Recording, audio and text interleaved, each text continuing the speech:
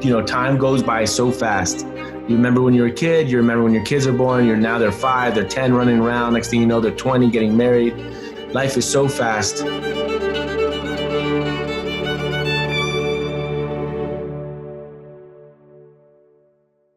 Hi, my name is Topaz Adides, and I'm the founder and creator of The Skin Deep, which is a creative studio.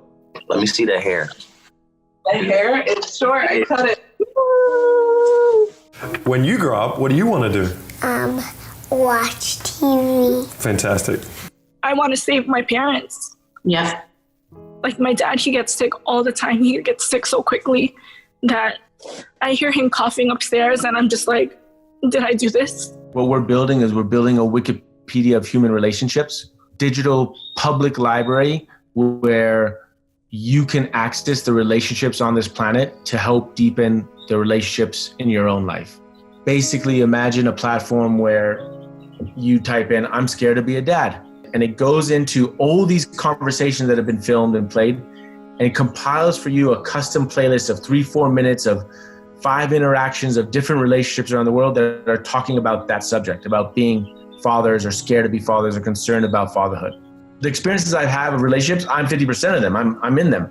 But if I can actually witness an honest, vulnerable moment of another pair having a conversation that I'm not a part of, but I get to witness it in a real, honest way, it starts to illuminate for me the different possibilities of communicating and being in a relationship. When I was pregnant, you remember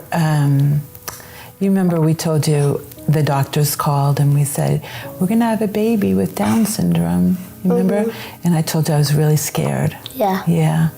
And so I was wishing that Down syndrome would not hurt you. And I was wishing that Down syndrome would not hurt our family because I was scared, right? Yeah. And then here I am. Here you are. And is it hurting you? No. Is it hurting me? No. Is it hurting Dad? Never. No, right? And I feel like anybody who's around you is just like lucky. We see ourselves as digital doses of humanity for the last 6 years. What does digital mean? I wanted to ask you that. Oh, basically,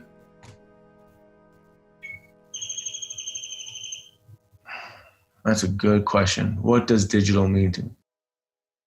You can turn on your camera. Okay, one, two, three. 2, 3. Hello. Hey. This is funny. You no longer define yourself by the people that are physically around you.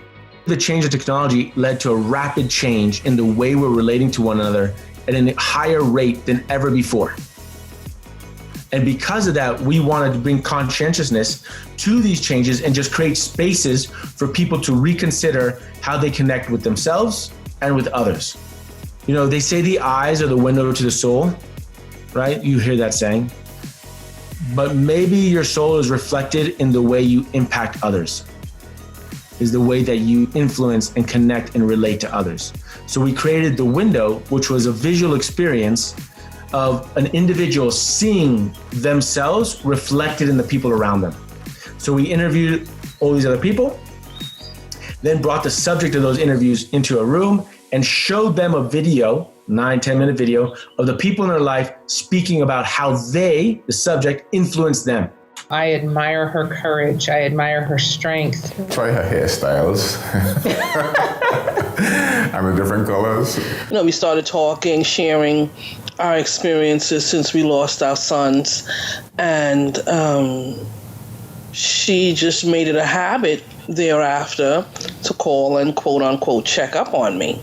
She's a great mother. I don't think she looks at herself as the best mother in the world.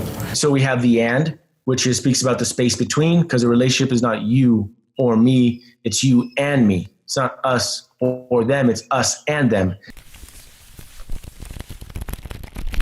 Player 1 would start by drawing the first card and reading the question out loud for the other player to answer. Then, player 2 draws the next question to ask out loud. What do you think life is teaching our relationship right now? You know, the biggest thing that I've learned overall throughout the pandemic thus far is gratitude. Gratitude for the abundance that I realized that I have in my life that I didn't really look at every day, like the abundance of time we had available and didn't always use. Why do you love me? If your partner came to you and said, why do you love me? You're not wondering why you love them. You're wondering, why is my partner asking me why they love me? What's their intention? Did I make a mistake? Did I leave the toilet seat up? What happened? But if you have questions and you create the space and the rules for there to be a justification for why you're playing this game or why this question came up, then that creates a space for the person to ask it, for the person to answer it, and the person to receive the answer. In 5 words, describe what you think being intimate with me would be like. Oh, wow. Is this the first question? The first question. Why? When you were younger and you tried to take your own life. I want to know, but it's a hard question for me to ask you. I remember that I was just 3 years old, and when you came, you were just a little tiny little piggy. And you were just as pink as a rose. And watching the videos helps cultivate emotional articulation, the ability to feel your feeling, but also communicate that into words. What's your greatest fear about getting older? Oh. Like boom. Boom. Like in your face. I'm afraid to lose the ones that I love, to see them go. And I'm maybe afraid to die myself, which I don't believe is going to happen. How do you want to be remembered? That's a perfect question. I thought about I think I want to be remembered as a kind person who cared about others in a real way. What I mean by that is I want to be remembered as someone, when you talk to him, you really felt like he heard you and saw you.